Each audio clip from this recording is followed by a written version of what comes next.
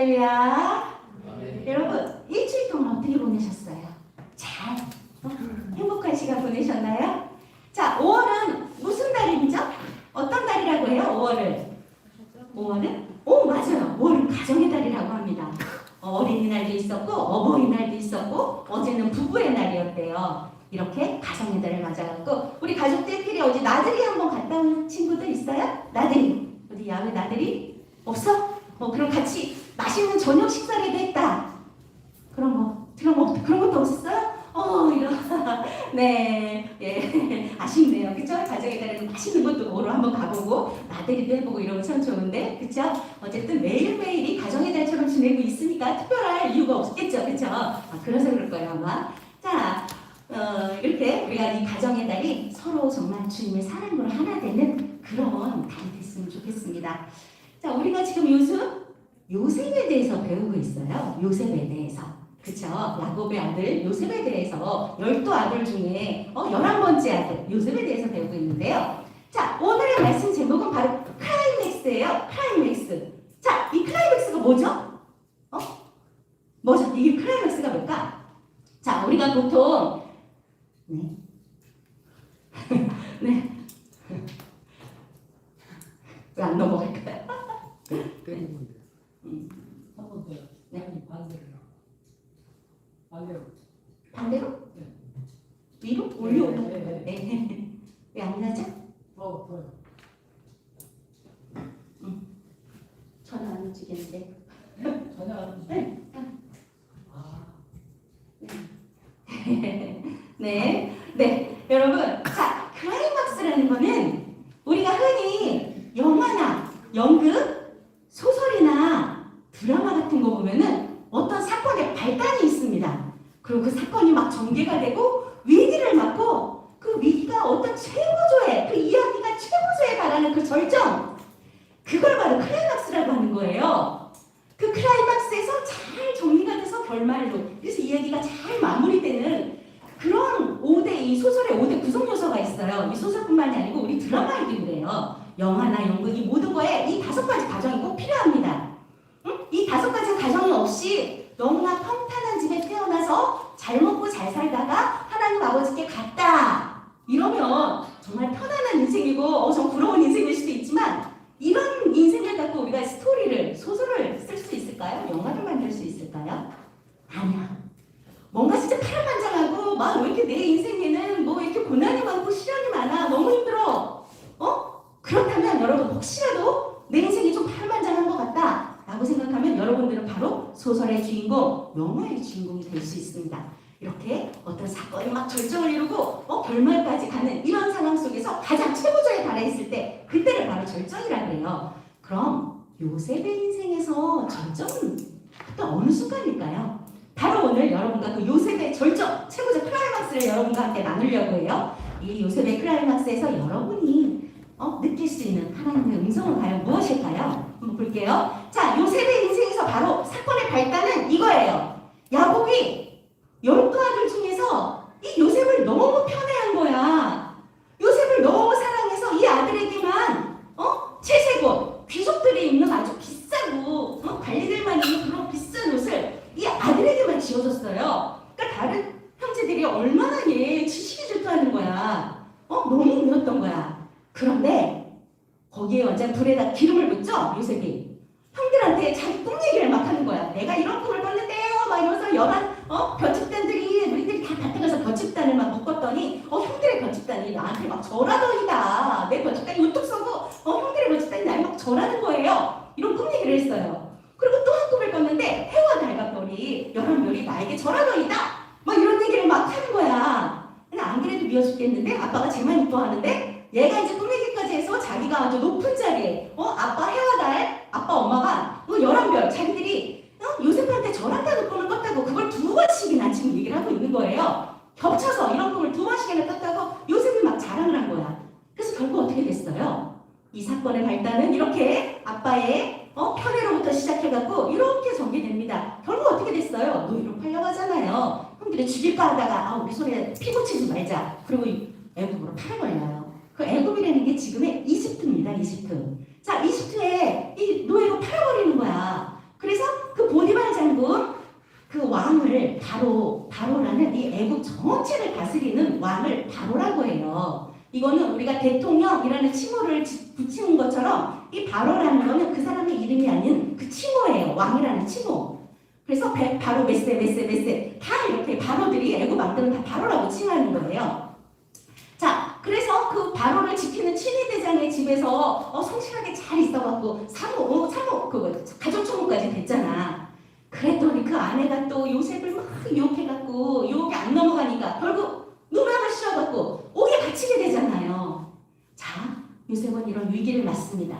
형들에게 팔려간 게 끝인가 했더니 이번에는 누명을 써갖고 옥에까지 갇히는, 얼마나 이게 내일이라고 생각하면 얼마나 암담하고 답답했을까요? 자, 그런데 이 옥살이 중에서도 요셉은 정말 충실하게 자기의 위치를 잘하잖아요. 그리고 결국 이 옥에서도 간수장들이 얘에게 모든 사무를 다 맡깁니다.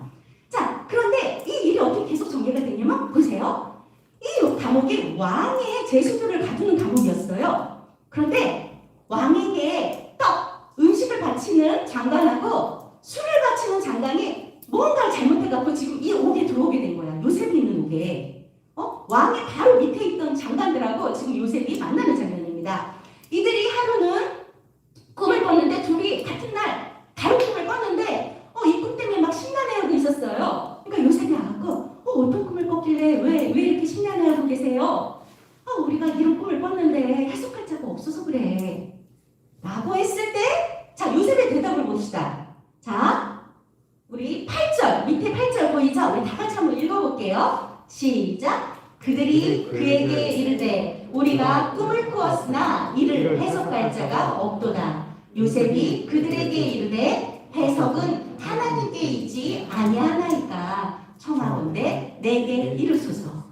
자, 이들이 해석할 자가 없다고 고민하고 있으니까 이 해석은 누구에게 있대요? 지금 꿈의 해석은 하나님께 있다고 얘기를 해요. 하나님께 있는데 그걸 나에게 얘기해주면 내가 하나님의 응답을 듣고 내가 당신에게 해석을 해드릴게요. 그 응답은 하나님께 있어요 라고 했더니 술 맡은 간원장이 포도나무가 있는데 3가지가 있는데 거기에 포도가 열려갖고 내가 바로의 잔에다가 이렇게 짜주는 꿈을 꿨어 라고 얘기를 합니다. 그랬더니 요셉이 그 꿈을 듣고 바로 해석을 하는 거예요. 그거는 당신이 3일 안에 복직되는 거예요. 당신의 옛날 있던 자리로 복직되는 꿈입니다. 그러니까 당신이 만약에 복직이 되시면 나의 억울함을 좀 풀어주세요. 나는 이곳에 히브리 사람인데 노예로 팔려왔어요. 아무 잘못도 없는데 억울하게 노예로 팔려왔고요. 그리고 내가 이 감옥에 들어올 만한 짓도 하지 않았어요. 저는 정말 너무 억울한데요. 당신이 이렇게 회복이 되면 꼭 나를 기억해 주세요. 나를 이 집에서 빼주세요. 라고 그 술 맡은 장관에게 말을 부탁을 했습니다. 그랬더니 떡 맡은 장관이 그럼 내 꿈도 어색해져. 내가 머리에 떡방줄이 3개를 입고 있는데 그래서 새들이 와서 막 쫙 먹는 거야. 그랬더니 요셉이 당신은 3일 안에 나무에 달려서 죽게 됩니다 라고 얘기를 해줘요.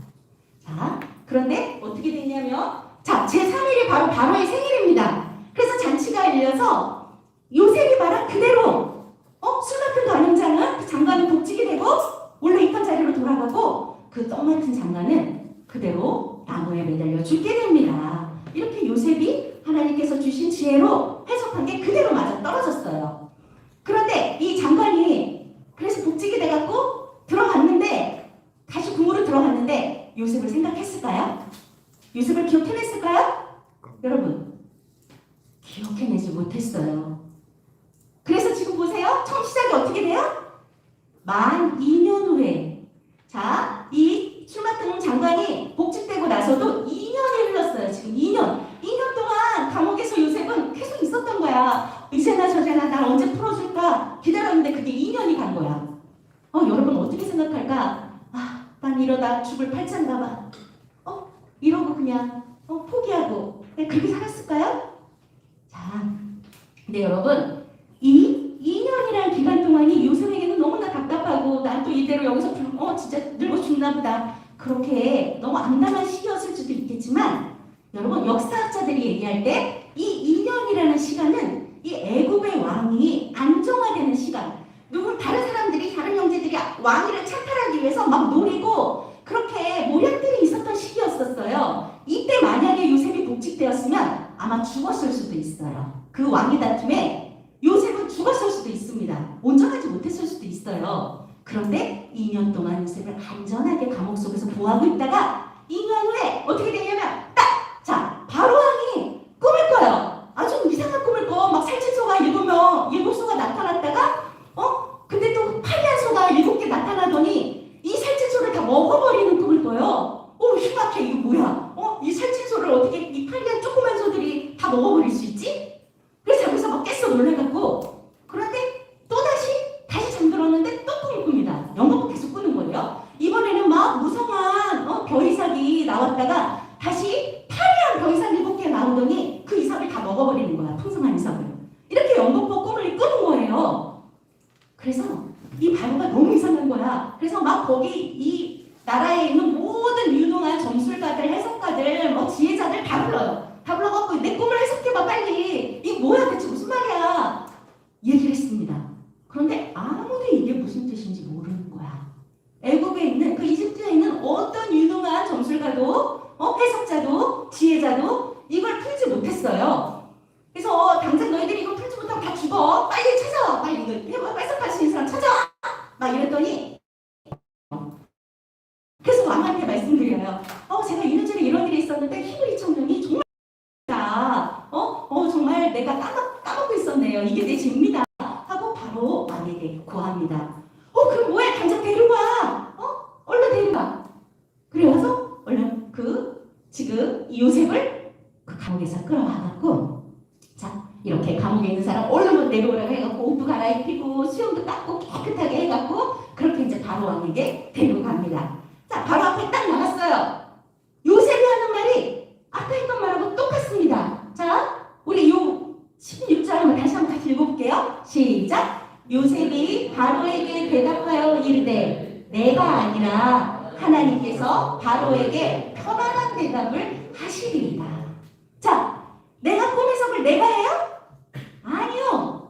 내가 아니고 하나님께서 바로에게 시간 좀 먹게 아주 편안한 해답을 하실 테니까 말씀해보라고 합니다. 나는 그걸 전달하는 역할을 할 뿐이야. 나라는 사람은 하나님의 도구로 음성을 듣고 얘기해주는 사람일 뿐이에요. 나는 도구지 도구. 하나의 도구. 자, 그렇게 얘기를 합니다. 그래서 바로가 이제 요셉에게 다 얘기를 하죠. 아까 꿈꿨던 그 2가지 연꽃보고 꿈꾼 거를 다 얘기를 해요. 그랬더니 해석을 합니다. 자, 그 7 살찐 소와 7 벼이삭은 살찐 벼이삭은 7해 풍년을 얘기하는 거예요. 그리고 뒤따라왔던 그 흉악한 파리하고 했던 흉한 7소는 그 흉년입니다. 7해 흉년을 얘기하는 거예요. 그래서 이 애굽에 7해 풍년이 들고 뒤이어 7년 동안 흉년이 드는데 이 흉년이 너무 심해갖고 그 앞에 있었던 풍년 7년 동안의 풍년을 다 잊어버리게 될 거라는 거야. 너무 심해갖고. 그래서 이때 모든 사람들이 애굽의 모든 사람들이 다 죽을 거라고.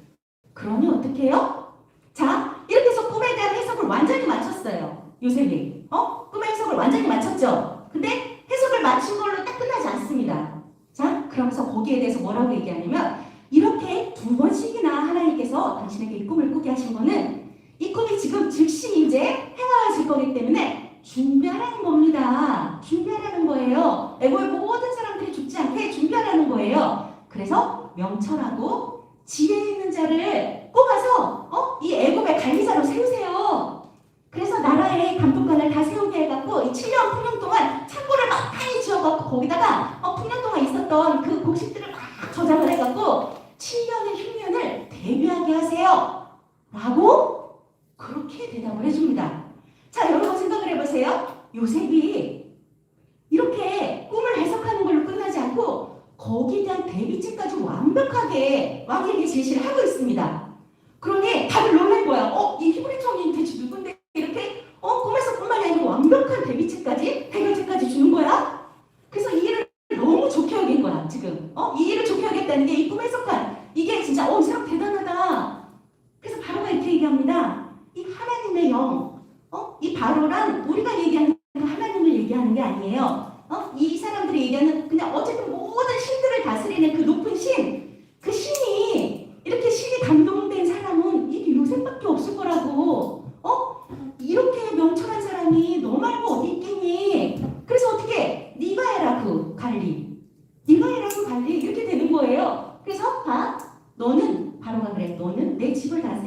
왕이 내 집이라고 하면 어디예요? 이 애국 전체 땅을 다스리라는 거야. 네가 다스려. 네가 해라 총리. 그 명철한 사람 뽑으라는데 네가 해.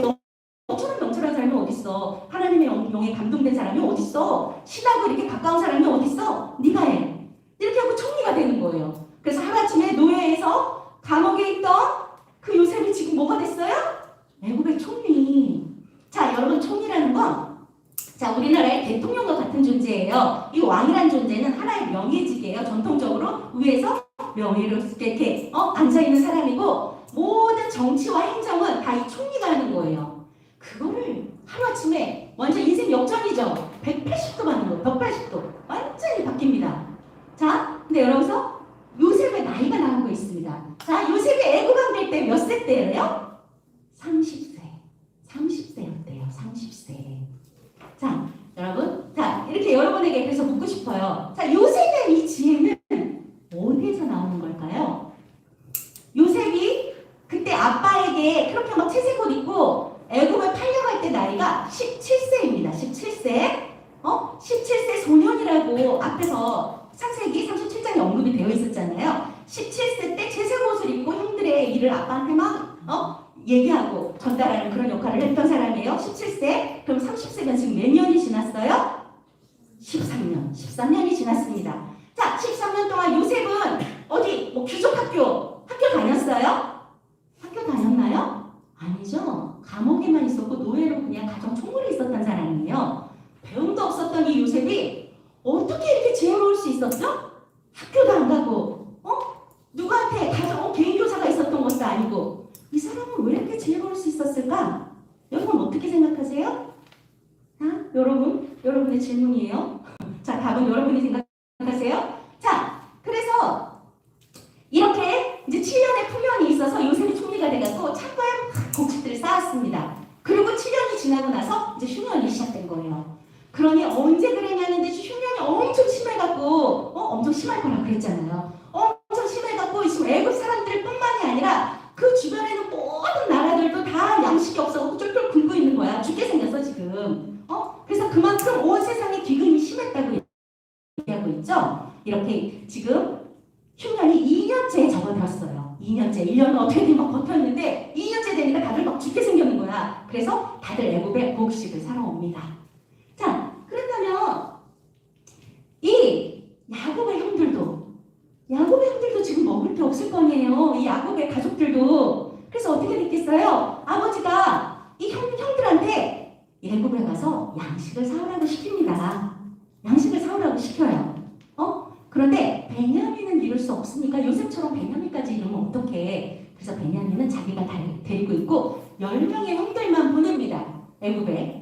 자, 그래서 10명의 형들이 애굽에 들어가서 총리 앞에 우르르 이렇게 들어가서 딱 섰는데 자, 이 사람들은 지금 양식을 사러 온 일개 그냥 이방 나라 사람들이니까 총리를 정면으로 이렇게 막 똑바로 쳐다보지 못하겠죠? 그래서 막 머리를 조아리고 인사를 드리면서 양식을 사러 왔다고 총리에게 이렇게 그 요셉에게 머리를 조아렸습니다. 그 형들을 보는 순간 요셉은 형들임을 바로 알아볼 수 있었어요. 형들은 나를 똑바로 바라보지 못하지만 요셉은 바로 바라보잖아. 우리 형들이구나. 바로 한눈에 어떻게 잊어버리겠어요. 14년 전에 자기를 팔았던 그 형들인데 어떻게 잃어버리겠어요, 여러분? 자, 보는 순간 알았어요. 그래서 지금 형들에게 이렇게 형들을 시험해 봅니다. 자, 너희들이 이렇게 장족들이 10명이 우르르 해서 왔는데 지금 우리나라의 곡식을 훔쳐가려고 지금 정탐하러 온 정탐꾼들 아니야? 이러고 지금 형들을 시험하는 거예요. 요셉이 바로 그냥 곡식을 주지 않아요. 너희들 정탐꾼 아니야? 너희들 진짜 우리나라에 지금 이거 훔쳐가려고 정탐하러 온 정탐꾼이지 10명이나 장종들이 이렇게 올 수가 있어? 이러면서 막 한꺼번에 올 수 있냐고 이렇게 누명을 씌우는 거예요. 왜 이렇게 이들을 시험할까요? 지금 요셉이 자기 팔아넘겼던 복수하나요 지금? 복수하고 있을까요? 잘됐다 너희들 다 팔아넘기더니 자, 이 형들은 정말 요셉이 그 노예로 팔려가서 거기서 지금도 힘들게 노예를 하고 있거나 살아있으면 아니면 힘든 구역에 지쳐갖고 죽었거나 이렇게만 생각을 하고 있지 정말 이 총리가 요셉일 거라고는 진짜 소풍만큼도 꿈에도 생각을 했겠어요? 아니에요. 저희는 진짜 그러면서 막 지금 변명을 하는 거야. 자기들에 대해서 막 변명을 하는. 저희는요 한 아버지의 아들이에요. 12아들이에요. 그런데 지금 뭐라 그래요? 요셉에 대해서 12형제인데 하나는 없어지고, 하나는 지들이 팔아넘겼는데 없어지고, 막내는 오늘 우리 아버지와 함께 있어요. 그래서 우리 10명만 온 거예요. 우리 절대 정탐꾼이 아니에요. 라고 막 자기들의 막 변명을 막 하는 거야. 그랬더니 지금 요셉이 이렇게 얘기합니다. 그렇다면 네 막내 데리고 와. 그럼 너희들 말 믿어줄게. 믿어줄게. 데리고 와. 이렇게 된 거예요. 그래서 가서 갔다 올 동안 만에 이 왕식을 주고, 그 미끼를 하나의 그 인질로 시므온이라는 형제 한 명만 딱 데리고 있고 너희는 갔다 와. 베냐민 데리고 와. 이러고 가서 보냅니다. 그래서 어떻게 갔는데 먹을 것이 다 떨어졌으니까 이제 굶어 죽게 생겼는데 어떻게 해? 근데 아빠는 베냐민을 당연히 안 보내고 싶죠. 요셉처럼 죽으면 어떡해. 내 사랑하는 아들이 죽었는데. 그래서 베냐민을 안 보내고 싶어 하는데 어쩔 수 없어요. 여기 지금 안 보내면 다 굶어 죽게 생겼어. 베냐민도 굶어 죽어. 그럼 어떡해? 어쩔 수 없이 보냈어요. 그래서 베냐민을 보내갖고 지금 11명이 다시 요셉 앞에 와갖고 양식을 사갖고 다시 막 이제 집으로 돌아가는데 다시 한번 요셉이 시험합니다.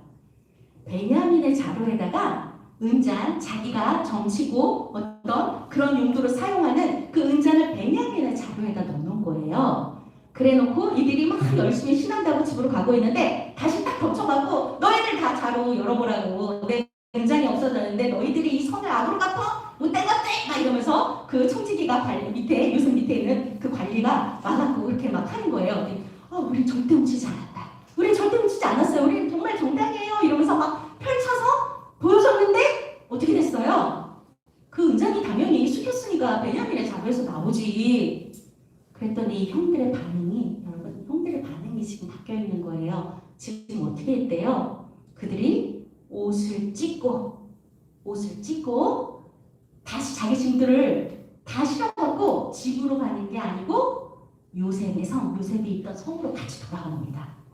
자, 베냐민의 자루에서 발견되면 베냐민은 평생 그 자루에서 발견된 사람 평생 우리의 노예가 될 거야. 그리고 너희는 집으로 돌아가면 돼. 그렇게 했는데 우리 정당해요 하고 다 풀었는데 베냐민의 자루에서 나온 거야. 지금 자루에서. 그러면 베냐민만 보내면 되고 이들은 집에 돌아가면 되는 거였어요. 얘만 노예로 삼겠다고 했어. 이 자루에 은장이 나오는 자루의 주인만 내가 종으로 삼겠다 했는데 이들이 안 돌아가고 지금 다 옷을 찢으면서 여러분 옷을 찢는다는 게 어떤 의미라고 그랬어요?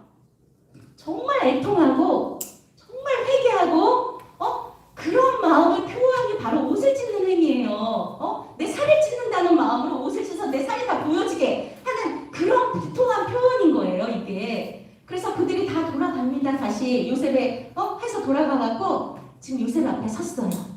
그랬더니 지금 그들 형제 중에서 유다라는 형제가, 자, 이 유다라는 형제는요 예수님의 계보가 요셉에게서 나오지 않습니다. 바로 이 유다에게서 나와요. 야곱의 아들 중 큰아들 아닙니다. 자, 야곱의 자손 중에 이 유다의 자손을 통해서 예수님의 계보가 계속 이어지는 거예요. 그 유다가 지금 나와서 얘기합니다.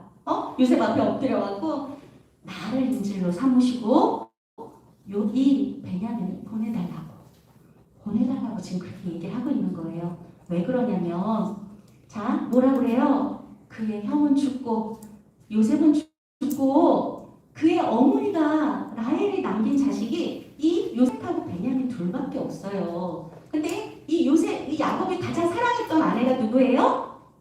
라헬밖에 없었어요. 레아는 어쩔 수 없이 그 삼촌 라반이 껴넣게 한 거잖아. 정말 라헬을 사랑했는데 사랑하는 아내의 아들이 딱 둘밖에 없어. 막내 11번째, 12번째 아들이야. 근데 요셉은 지금 찢겨 죽었다고 생각을 하고 베냐민밖에 없는 거야. 그래서 이 베냐민이 돌아가지 않는다면, 지금 이 아빠는 정말 이 베냐민을 너무 사랑해서 이 베냐민이 돌아가지 않는다면 어떻게 된대요? 아빠의 이 죄가, 이 피해가 아버지에게 그대로 미칠 거라고, 아빠가 온전히 살아있지 못할 거라고 그렇게 유다가 부탁을 하는 거예요. 나를 인질로 삼아주세요, 제발.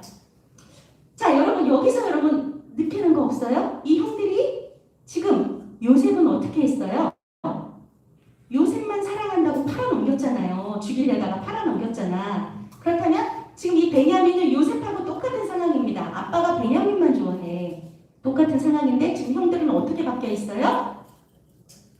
자, 지금 요셉이 알고 싶었던 것도 바로 이거예요. 형들이 아직도 베냐민을 자기처럼 이렇게 시기 질투하고 이를 없애려고 하는지, 아니면 아버지를 정말 공경하고 있는지, 아버지를 사랑하는지, 그걸 알고 싶었던 거야. 그래서 지금 이런 시험을, 말도 안 되는 시험을 했던 거예요. 그래서 유다가 지금 이렇게까지 나오니까 그제서야 이제 요셉의 마음이 알게 된 거죠. 이 형들의 마음이 이렇게 변했구나. 형들이 이제 완전히 변했구나. 알았습니다. 그러고 나서야 지금 요셉의 반응이에요. 자, 이 영상 한번 우리 보겠습니다.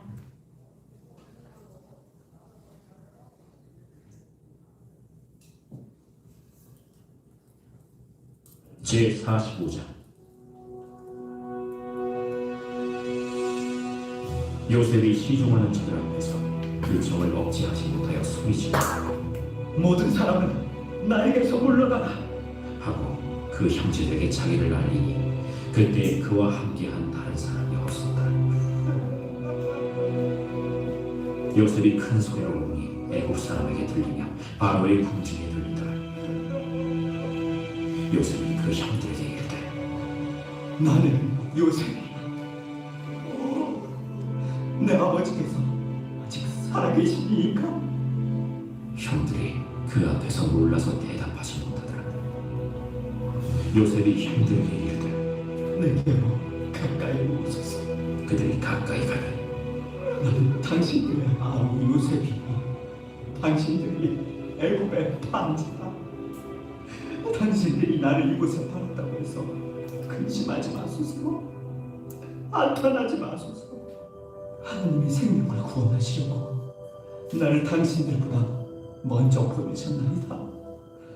이 땅에 2년 동안 흉년이 들었으나 아직 5년은 밭가루도 못하고 주수도 못할지라 하나님이 큰 구원으로 당신들의 생명을 보존하고 당신들의 후손을 세상에 두시어 나를 당신들보다 먼저 보내셨느니 그런즉 나를 이리로 보내는 당신들이만요 하나님이시라. 하나님이 나를 바로에게 아버지로 삼으시고 그 온 집의 주로 삼으시며 애굽 온 땅의 통치자로 삼으셨나이다. 당신들은 속히 아버지께 올라가서 아뢰기를 아버지의 아들 요셉의 말에 하나님이 나를 애굽 전국의 주로 세우셨으니 지체 말고 내게로 내려오사 아버지의 아들들과 아버지의 손자들과 아버지의 양과 소와 모든 소유가 고센 땅에 머물며 나와 가깝게 하소서. 흉년이 아직 5해가 있으니 내가 거기서 아버지를 공양하리이다. 아버지와 아버지의 가족과 아버지께 속한 모든 사람에게 부족함이 오도록 하겠나이다 하더라고 전하소서.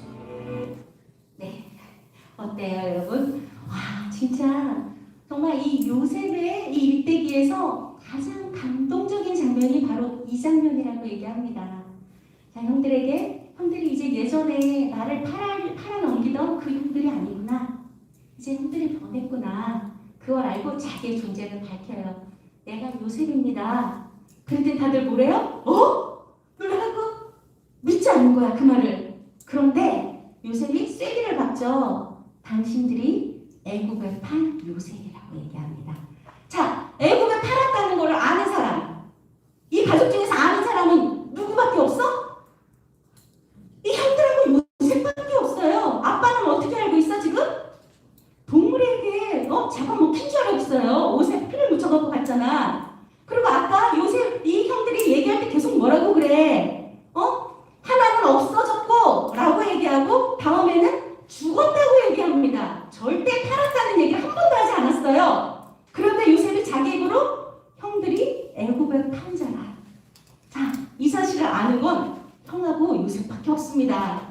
그때서야 아는 거야. 정말 요셉 맞구나. 그런데 기뻤을까요, 여러분? 형들이 기뻤을까요? 이제 우리 앞으로 먹을 거 걱정하지 않고 살겠구나. 기뻤을까요? 아니요. 조마조마해요. 어제 우리 죽겠구나. 우리 다 죽었다 이제. 이 총리가 요셉이래. 우리가 팔아넘긴 죽이려고 했던 요셉이래. 우리 다 죽었어. 이러고 막 진짜 막 다들 그랬을 거야. 그쵸? 그런데 요셉이 막 울면서 얘기를 하잖아요. 자, 나를 이곳에 판 자가 이곳에 보내니까 여러분 형들이 아니라고 얘기합니다. 여러분의 생명을 구원하기 위해서 나를 먼저 이곳에 보냈다고 얘기를 해요. 자, 여러분 이게 오늘의 요절 말씀입니다. 우리 다 같이 한번 읽어볼게요. 시작. 당신들은 나를 해하려 하였으나 하나님은 그것을 선으로 바꾸사 오늘과 같이 많은 백성의 생명을 구원하게 하시려 하셨나니. 이렇게 말씀합니다. 요셉이 이렇게 얘기하는 거예요. 자, 다들 놀라갖고 우리 다 죽었구나 막 하고 있는데 요셉이 울면서 여러분 나를 팔았다고 한탄하지 말고 걱정하지 마세요. 나를 이곳에 판 것은 하나님의 계획하에 있었다는 거예요. 하나님의 계획에 선하신 계획이 있었다는 거야. 여러분보다 이 애굽 땅에 나를 먼저 보내서 여러분의 생명을 살리기 위한 하나님의 계획이었다고 얘기하는 거예요. 근데 여러분 이게 쉬운가요? 자, 요셉의 입장 한번 배봅시다. 내가 17살에 나는 잘못한 거 하나도 없고 아빠의 그냥 사랑을 받았을 뿐이고 아빠가 시키는 대로 형들의 그 일하는 모습을 알려드렸을 뿐인데 형들은 자기를 죽이려다가 요셉의 그 애굽에 완전히 노예로 팔아버렸잖아. 그래서 내가 지금 국총리가 되기까지 아까 13년이라는 시간이 있었죠. 노예로 13년, 감옥에서 있었던 모든 시간들이 13년도 있었던 거예요. 나를 그렇게 했던 형들을 어떻게 용서할 수 있죠? 여러분이라면 나한테 해코지한 그것도 내가 가장 믿었던 내 가족, 내가 정말 믿었는데, 내가 우리 누나 믿었는데 예진이 누나가 그럴 리가 없잖아. 나를 새우잡이로 팔 리가 없잖아. 그치? 나를 멸치잡이로 막 팔 리가 없잖아. 엄마 아빠가 주성이만 좋아한다고. 새우잡이로 저기 막 멀리 원양어선에 태워갖고 주성이 팔아넘기지 않을 거야. 그치? 그런데 요셉은 형들이 그렇게 했어요. 그런데 그 형들을 어떻게 용서하지?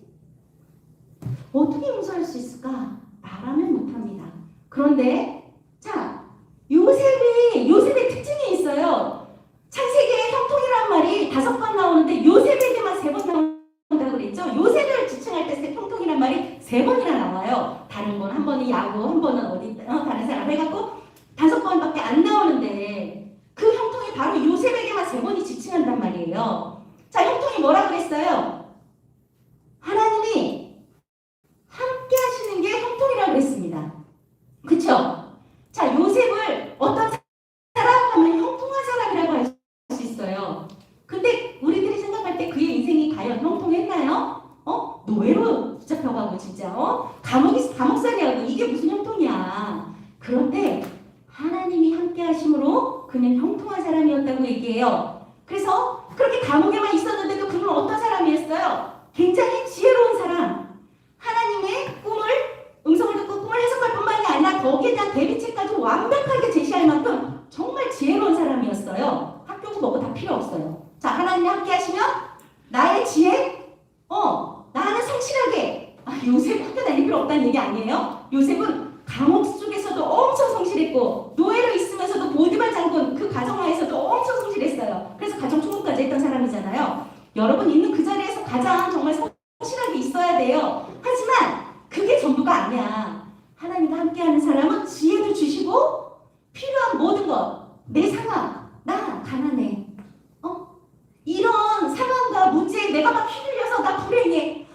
우리 지금 엄마 아빠가 이래 맨날 싸워. 나 불행해. 죽고 싶어. 이게 아니라는 거야.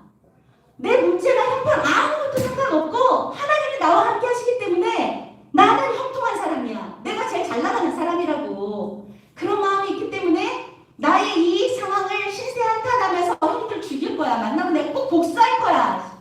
이게 아니었던 거야. 하나님의 선한 계획을 내가 깨닫는 거예요. 왜? 나는 하나님과 항상 같이 함께하는 사람이기 때문에 가까운 사람은 그 사람의 마음을 어느 정도 알 수 있어요. 우리 신랑이 지금 배가 고프구나. 짜증났어, 배가 고파서. 알 수 있단 말이야. 친한 친구가 지금 눈 표정만 봐도 지금 얘가 공부하기 싫구나, 졸리구나 알 수 있어요. 지금 많이 졸린가 봐. 그치? 친하면 알 수 있어요. 친한 사람은 그 사람의 마음을 어느 정도 헤아릴 수가 있다는 거야. 그래서 이